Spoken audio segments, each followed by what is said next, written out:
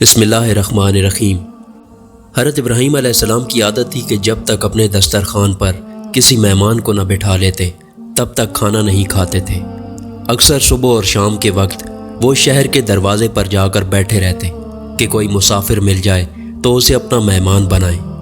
اتفاق سے ایک دن کوئی مہمان نہ ملا اور شام کا وقت شروع ہونے لگا۔ سیدنا ابراہیم علیہ السلام بہت مایوس بیٹھے ہوئے تھے اور اب واپسی کی تیاری کر رہے تھے کہ ایک بوڑھے کو دیکھا جو لاٹھی ٹیکتا چلا آ رہا تھا۔ حضرت ابراہیم علیہ السلام کی امید بندی کہ شاید یہ مسافر ہو اور میرا مہمان بننا منظور کر لے۔ آپ اس کے پاس گئے اور سہارا دے کر اسے اپنے قریب لائے۔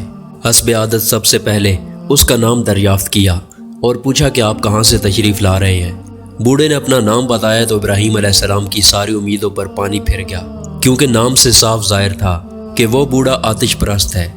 بھلا خدا کے خلیل کو یہ کیسے گوارا ہو سکتا تھا کہ ایک ایسے شخص کو اپنا مہمان بنائیں اور اپنے دسترخوان پر جگہ دیں جو اللہ تعالیٰ کو چھوڑ کر آگ کا پجاری تھا۔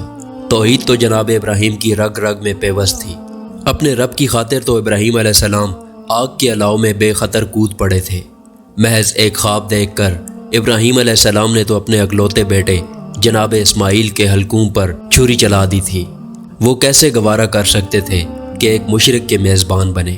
سیدنا ابراہیم علیہ السلام نے بوڑھے کی طرف سے رخ موڑ لیا۔ اندھیرا چھا رہا تھا۔ بیچارہ 70 سالہ آتش پرست کہاں جاتا، کس کے ہاں قیام کرتا۔ بڑا ہی فکر مند بیٹھا تھا۔ آخر ہمت کر کے حرف مطلب زبان پر لایا اور ابراہیم علیہ السلام سے درخواست کی کہ آپ مجھے اپنا مہمان بنا لیں۔ ابراہیم علیہ السلام معمولی آدمی نہیں تھے۔ دین حنیف کے بانی، شرک و بت پرستی کے سخت دشمن۔ انہوں نے صاف جواب دے دیا کہ میں نبی ہوں، ایک مشرک کو اپنی پاک روٹی نہیں کھلا سکتا۔ البتہ اگر تو اسلام قبول کر لے، آتش پرستی سے توبہ کر لے تو ایک دن کیا ساری زندگی تیری خدمت کرنے کو تیار ہوں۔ وہ بوڑھا خاموش ہو گیا اور دوسری طرف چل پڑا۔ اب رات آ چکی تھی، اس لیے خلیل اللہ حضرت ابراہیم علیہ السلام بھی اپنے مکان کی طرف روانہ ہوئے۔ ابھی 2-4 قدم ہی چلے ہوں گے کہ وہی نازل ہوئی۔ اے ابراہیم، تو اس بوڑھے مجوسی کو ایک وقت بھی کھانا نہیں کھلا سکا اور کھانے کے بعد اس سے دین کو بدلنے کا مطالبہ کر دیا۔ مجھے دیکھو کہ میں 70 برس سے اس کے شرک و کفر و بغاوت کے باوجود اس کی پرورش کر رہا ہوں، اس کی ہر ضرورت کو پورا کرتا ہوں۔ وہ مجھے چھوڑ کر آگ کے آگے سجدہ کرتا ہے اور اس کے حضور دست دعا دراز کرتا ہے۔ ایک طرف اپنا ظرف دیکھو اور ایک طرف میرا ظرف دیکھو۔ وہی آتے ہی حضرت ابراہیم علیہ السلام پلٹ پڑے اور اس بوڑھے کو جا لیا اور کہا کہ جناب چلیے، میں آپ کی میزبانی کے لیے تیار ہوں، آپ میرے مکان پر قیام فرمائیے۔ وہ بوڑھا مجوسی حیران ہو گیا کہ انہوں نے اتنی جلدی اپنا فیصلہ کیوں واپس لے لیا۔ ابھی تو کہہ رہے تھے کہ اسلام قبول کر لو تو اپنا مہمان بناؤں گا، اور ابھی مجھے لینے چلے آئے ہیں۔ پوچھا کہ سچ سچ بتائیے، آپ نے انکار کے بعد اپنی رائے کیوں بدل دی؟ ابراہیم علیہ السلام نے وہی آنے کا سارا قصہ کہہ سنایا۔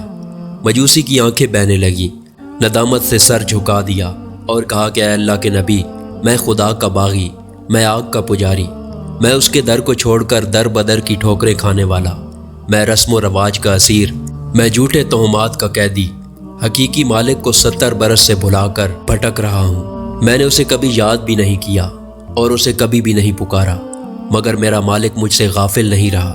اس نے مجھے میری نافرمانیوں کے باعث کبھی بھی اپنے خانہ نعمت سے نہیں اٹھایا، میری پرورش کی، مجھے سہارا دیا، حتیٰ کہ آپ کو تنبیہ فرمائی۔ ہاتھ بڑھائیے اور مجھے قبول کر لیجئے۔ اس 70 برس کے گناہگار بھگوڑے کو اس کے مالک کے آستانے پر حاضر کیجئے۔ جلدی کیجئے، مجھے اسلام کا کلمہ پڑھائیں۔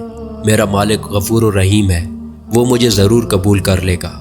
سبحان اللہ۔ اس قسم کی مزید ویڈیو دیکھنے کے لیے ہمارے چینل کو سبسکرائب کریں۔ شکریہ۔